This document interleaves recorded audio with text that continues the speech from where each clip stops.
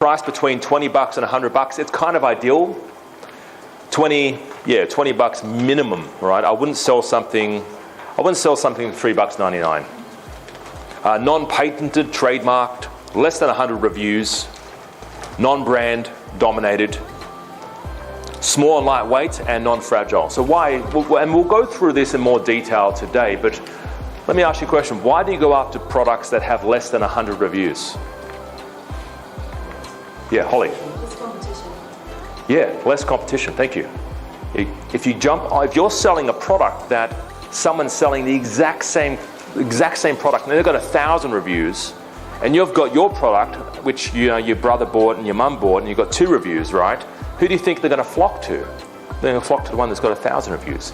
But if you change up the product, if you modify it, make it better, make it different, improve it in some way, suddenly it's a different product, and you're no longer competing with the one that's got 1,000 reviews. Does that make sense? Yes or yes? Yes. Yes. Thank you. Awesome.